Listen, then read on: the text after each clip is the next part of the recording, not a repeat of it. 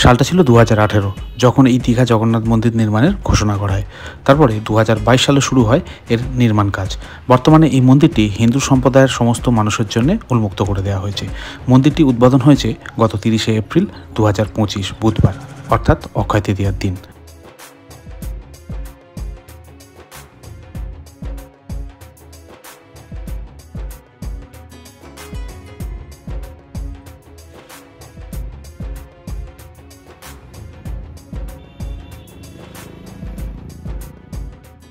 তো এসে পৌঁছালাম জগন্নাথ মন্দিরের সামনে, দীঘা জগন্নাথ মন্দিরের সামনে। ভিতরে প্রবেশ করব তার আগে এখানে একটা জিনিস দেখাই। এখানে দেখুন জুতো রেখে সবাই ভিতরে যাচ্ছে। অফিসিয়াল কোনো কাউন্টার তো এখনো দেখতে পাচ্ছি না, তো একবার জিজ্ঞেস করি যে জুতো রাখার এটাই জায়গা কিনা, কারণ এইভাবে সবাই রেখেই যাচ্ছে। তো জিজ্ঞেস করি, ওখানে সিকিউরিটি রয়েছে, সবাই ঠিক এইখানেই জুতো রাখছে, এইভাবেই একদম ওপেন জায়গাতে। তো জুতো আমাদের খুলেই ভেতরে যেতে হবে, খুব স্বাভাবিক ব্যাপার, কিন্তু আলাদা কোনো কাউন্টার এখানে নেই। সবাই দেখছি এখানে রেখেই যাচ্ছে এবং মন্দির থেকে ফিরে এসে এখান থেকেই জুতো সংগ্রহ করছে। তো সেটা একটু জিজ্ঞেস করি।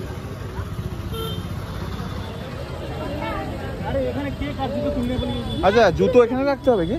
জুতো এখানে রাখতে হবে? 6 নম্বর গেটে চলে যান, ওখানে জুতো রাখার কাউন্টার আছে, বিনামূল্যে ওখানে কাউন্টারে রেখে 6 নম্বর কাউন্টারে ঢুকতে পারবেন। আচ্ছা, আর এখানে সবাই রাখছে কি এটা নিজে? আচ্ছা, 6 নম্বর কি মানে কাউন্টারের সামনে কি? ওই লোক যাচ্ছে দেখুন। ও আচ্ছা, ওইটা ওখান থেকেই প্রবেশ করা যায় নাকি এখান থেকে আসতে হবে আবার? ওই দিকেই ঢুকতে পারবেন। আচ্ছা আচ্ছা, ঠিক আছে ঠিক আছে, থ্যাংক ইউ দাদা। তো ব্যাপারটা হলো, এখানে লোকে নিজের মতন রেখে যাচ্ছে। 6 নম্বর যে গেট রয়েছে সেখান থেকে আপনি জুতো বিনামূল্যে রেখে ভেতরে প্রবেশ করতে পারবেন। সেটাই আমরা করব এবং আপনাদের দেখাবো। প্রথমে কিন্তু এই মন্দিরটি সমুদ্রের ধারে, যেখানে পুরানো জগন্নাথ দেবের মন্দির রয়েছে, সেখানেই গড়ার কথা ছিল, কিন্তু পরিবেশগত কারণে সেখানে মন্দিরটি গড়া হয়নি। পরে দীঘা স্টেশনের পাশে মন্দির তৈরির জন্য এই জমিটি নির্বাচন করা হয়েছিল। দীঘা শঙ্করপুর উন্নয়ন পর্ষদ মন্দিরের জন্য এই 20 একর জমিটি প্রদান করেছিলেন।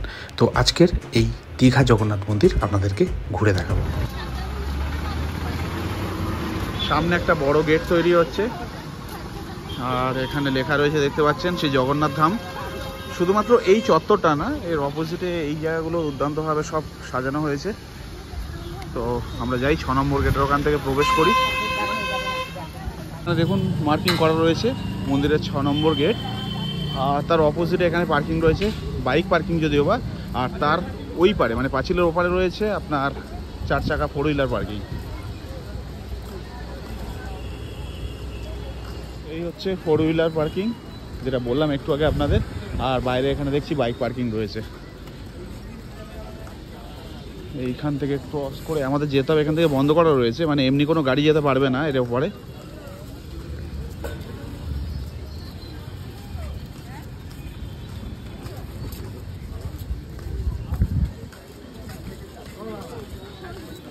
জুতো রাখার জায়গা বলে মার্কিং করা রয়েছে, অর্থাৎ সামনের এই জায়গাটি এসে ডান দিকে পড়বে, আর বাঁ দিকে রয়েছে গেট 6 নম্বর গেট, এখান থেকে আমরা প্রবেশ করব। তার আগেই অপোজিটে এখানে রয়েছে জুতো রাখার জায়গা, সব পুরো ফ্রিতে, লাইন বেস রয়েছে। তো এই টোকেন দিয়ে দিয়েছে, আমরা জুতো রেখে দিলাম। একটা ব্যাগের মধ্যে 2 3টে রাখা যাবে, খুব বড় ব্যাগ না। এবার ব্যাগ সামনেই পড়ে রয়েছে, ওখান থেকে আপনাকে ব্যাগটা সংগ্রহ করে তার মধ্যে জুতো দিয়ে ওদেরকে দিতে হবে, ওরা আপনাকে টোকেনটা দিয়ে দেবে। তো এসে গেছি আমরা 6 নম্বর গেটের সামনে, ভিতরে যাই, চলুন এদিকে। প্রবেশ করলাম, এখানে চেকিং করা হচ্ছে। কম্পাউন্ডের মধ্যে প্রবেশ করে গেছি। এই 6 নম্বর গেট দিয়ে প্রবেশ করলে একদম সোজাসুজি মন্দিরের আমরা সম্মুখে যাব, আর ওই গেট থেকে প্রবেশ করলে ওই যেটা রাস্তার উপর রয়েছে এই দিক দিয়ে আমরা প্রবেশ করতে পারবো। তো আমরা জগন্নাথ মন্দিরের একদম সামনে এসেছি, সামনে বলতে মেন যে দুয়ারটা রয়েছে তার সামনে। ভিতরে প্রবেশ করব, তার আগে এখানে কীর্তন হচ্ছে, ওপারে রথ তৈরি করে রাখা রয়েছে, সামনে রথযাত্রা রয়েছে।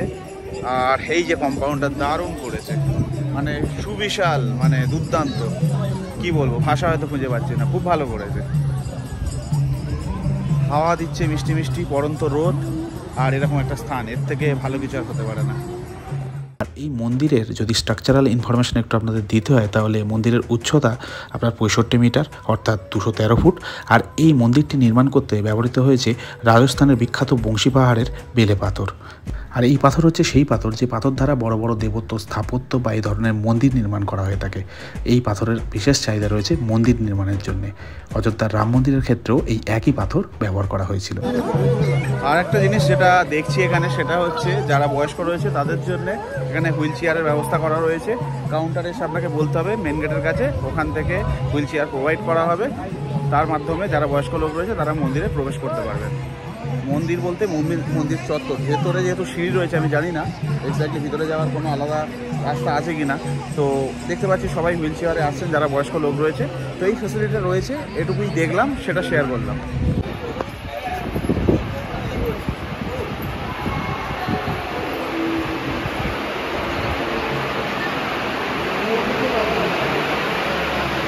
এবার এই দীঘা জগন্নাথ মন্দির সম্পর্কে আপনাদেরকে একটা ফ্যাক্ট তুলে ধরি, যেটা হয়তো অনেকেই জানেন না, আমিও প্রথম জানলাম।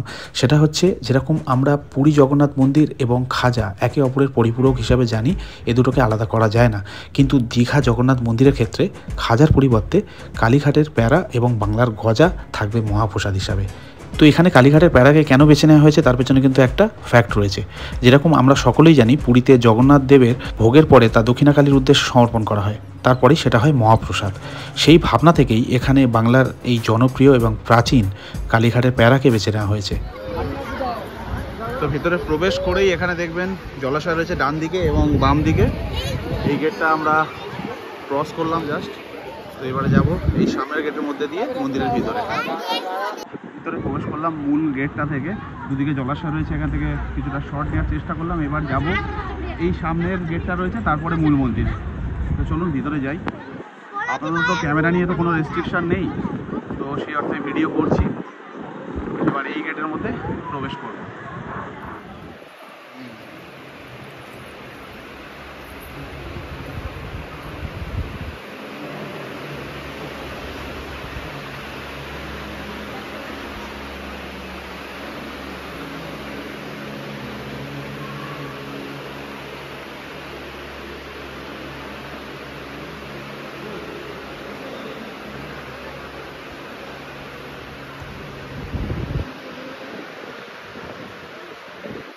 মূল মন্দিরের সামনে রয়েছি, এখানে গেট বন্ধ রয়েছে, প্রবেশ সম্ভবত এই দিক দিয়ে, সকলে এই দিক দিয়েই যাচ্ছে।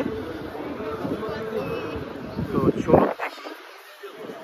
আর এখানে সব সিঁড়ি সিঁড়ি করা, বেশ ভালো, দারুণ লাগছে।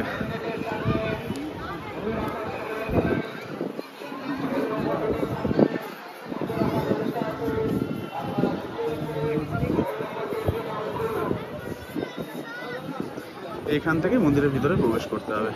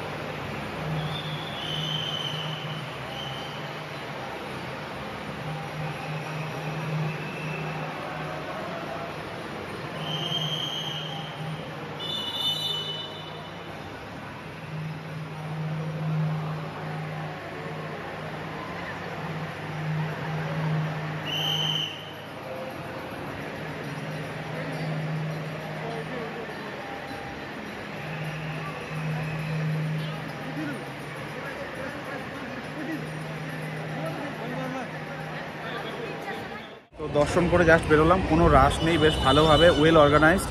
ভেতরে বড় বড় ফ্যান রয়েছে, ঠান্ডা রয়েছে, খুব ভালোভাবে মেনটেন করা হচ্ছে। অক্ষয় তৃতীয়ার দিন উদ্বোধন হয়েছে, তারপর থেকে তো আমার আশা হয়নি, আমি এলাম, ভালো লাগলো, বেশ ভালো লাগলো। যতটা ভেবেছিলাম তার থেকে অনেক ভালো। দেবত্ব স্থান এরকমই হওয়া উচিত, দারুণ লাগছে। আর এই মন্দিরের সিনেম্যাটিক শট আপনাদের সঙ্গে তো শেয়ার করছি। এবার ওই দিকটা যাব, অপোজিট দিক, সেখান থেকে বেশ কিছু ভিউ দেখাবো এই মন্দিরে।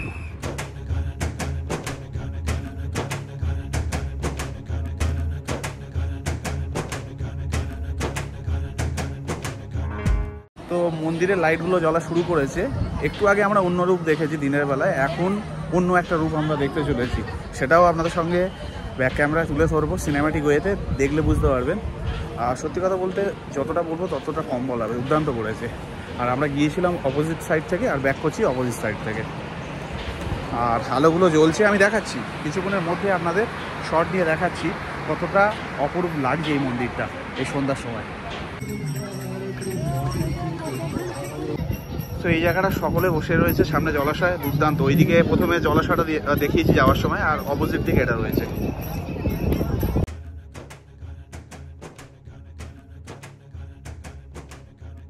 এবার কিছু আমার ব্যক্তিগত উপলব্ধির কথা আপনাদের সঙ্গে শেয়ার করব। এই মন্দিরে বেশ কিছুক্ষণ সময় আমি কাটিয়েছিলাম, ভিডিওগ্রাফি করেছি, ফটোগ্রাফি করেছি, বেশ কিছু মানুষের সাথে কথা বলেছি, নিজেও অনেকক্ষণ বসেছিলাম বিকাল থেকে সন্ধ্যা পর্যন্ত।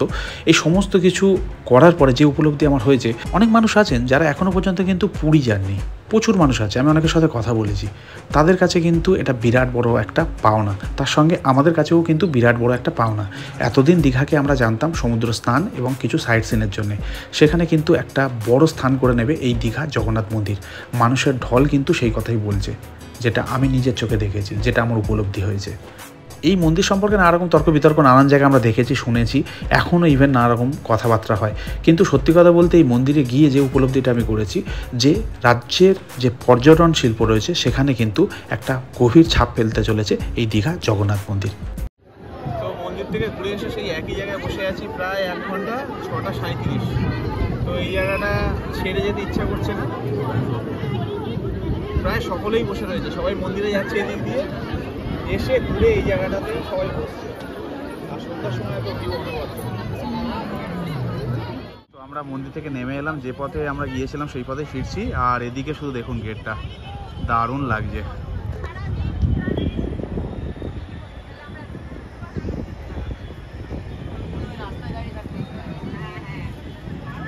তো যাই হোক, আমি ব্যাকগ্রাউন্ডে সমস্ত কিছু বলে দিয়েছি আপনাদের। এখানে নো পান্ডা নাথিং এরকম কিছুই নেই। তো আমাদের দর্শন হয়ে গেছে, পুরো মন্দিরটা দেখাবার চেষ্টা করলাম। এবার বেরিয়ে যাবো হোটেলের দিকে। তো আপনাদের কেমন লাগলো অবশ্যই কমেন্ট করে জানাতে পারেন। তো দেখা হবে পরের ভিডিওতে। আর বেশি কিছু বলছি না, আমি টোটালি ইমপ্রেস, খুব ভালো লেগেছে। মন্দির চত্বর বিরাট বড় কম্পাউন্ড, যারা এখন আসেনি খুব তাড়াতাড়ি এসে এখানে ঘুরে যান। সর্বশেষ আপনাদের জানিয়ে দিই মন্দির কখন ওপেন হয় এবং কখন ক্লোজ হয়। সকাল 6টার সময় মন্দির ওপেন হয়, আবার দুপুর 1টায় বন্ধ হয়, আবার 2 ঘন্টার জন্য বন্ধ থাকে, দুপুর 3টার সময় ফের ওপেন হয়, আবার রাত 9টায় বন্ধ হয়ে যায়। তো সেই হিসাবে আপনারা এই মন্দিরে ঘুরে যাবেন, অবশ্যই আপনাদের ভালো লাগবে, এটুকু আমি বলতে পারি। জুতো আমরা নিয়ে নিলাম, ফ্রি অফ কস্ট বললাম, তার আগে ডালির জায়গা রয়েছে, বাকি সব কিছু দেখিয়ে দিয়েছি। তো এবার বেরিয়ে যাচ্ছি হোটেলের উদ্দেশ্যে। কেমন লাগলো তো? আমার তো সত্যি কথা বলতে দুর্দান্ত লাগলো, ঢুকে একটা আলাদা পরিবেশ। আমি সত্যি কথা বলতে পুরীর মন্দিরে এখনো পর্যন্ত যাইনি, কিন্তু যারা এখনো পর্যন্ত পুরীতে যাননি, কিন্তু এখানে আপনি সেম অনুভূতি পাবেন, এটুকুনি বলতে পারি। একদম একদম। তো যাই হোক, ভিডিওটা আর বাড়াচ্ছি না, এখানেই শেষ করছি। দেখা হচ্ছে পরের ভিডিও।